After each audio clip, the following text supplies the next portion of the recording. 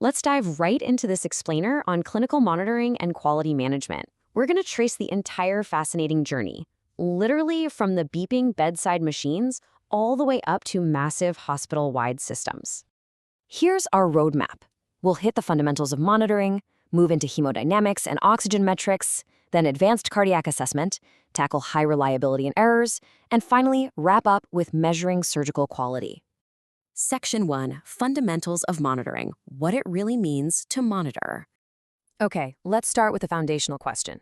The Latin verb monere, which is the actual root for our word monitor, translates to what? Is it A, view, B, warn or advise, C, measure, or D, heal?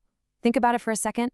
The correct answer here is B, to warn or advise. You know, in modern practice, we aren't just passively recording numbers on a chart. We're actively using real-time physiologic data to get a crucial, advanced warning of impending deterioration. But that brings us right to our next question. What is a major hazard of relying way too heavily on complex, multi-channel monitoring? Is it A, combustion, B, data overload obscuring clinical needs, C, immune reduction, or D, requires anesthesia? Well, it's definitely B. And here is a massive exam pearl for you. When we exceed our own human ability to comprehend the clinical implications of all these massive data flows, we risk treating a screen or just a data artifact rather than the actual patient in front of us. And that, unfortunately, leads to inappropriate knee-jerk interventions. We've all seen it happen. All right, Section 2, Hemodynamics and Oxygen Metrics. Let's test your knowledge on something we literally use every single day. Which of the following is false regarding pulse oximetry? A, it relies on Beer-Lambert's law. B, carboxyhemoglobin causes falsely elevated readings. C, methemoglobinemia trends to 85%.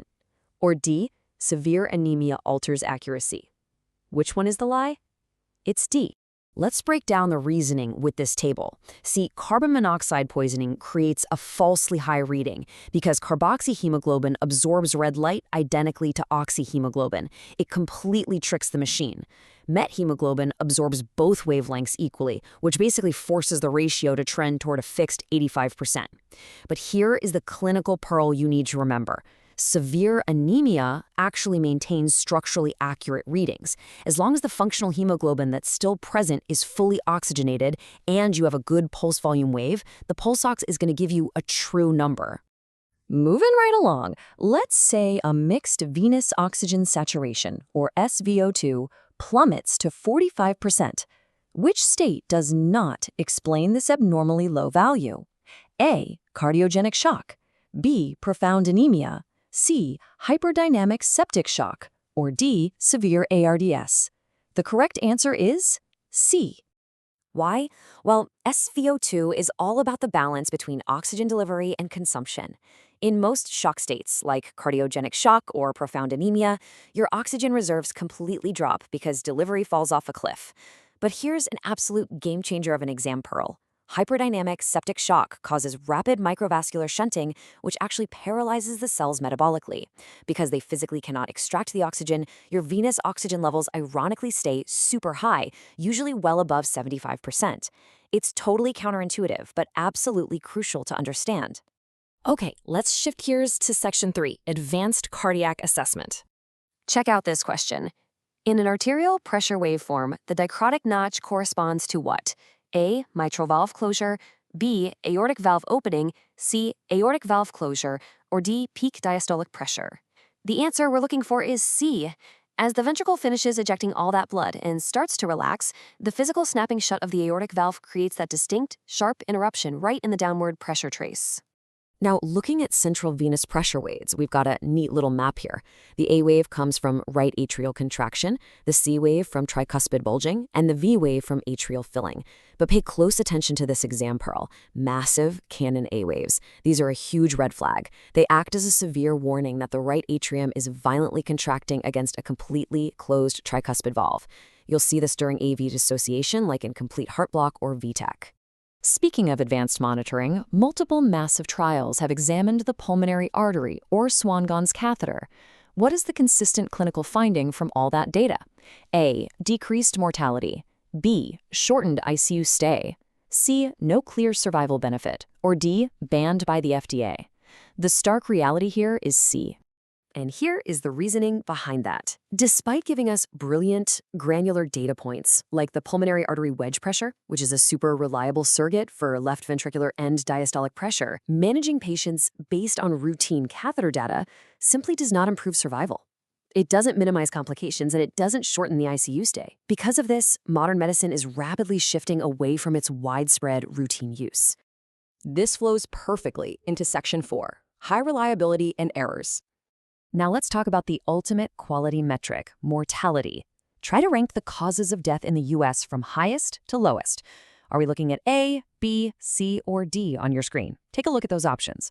The frankly shocking answer is D. Heart disease, then cancer, then medical errors, followed by COPD. To put that into perspective, comprehensive estimates suggest we're looking at an incidence range of anywhere from 210,000 to 400,000 deaths annually associated with medical errors among hospital patients. Just let that sink in. That staggering point estimate makes medical care gone wrong our third leading cause of death in the United States. So how on earth do we fix this? Well, high reliability organization theory suggests what? Is it A, eliminate problematic staff?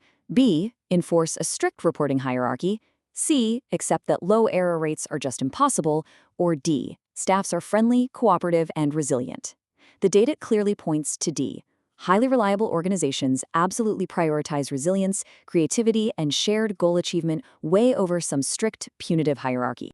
Let's bring it all home with Section 5, measuring surgical quality.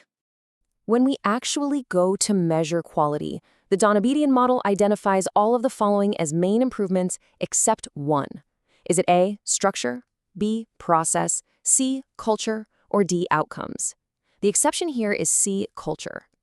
While workplace culture is obviously huge, the Donabedian model explicitly relies on a very specific three-step cascade.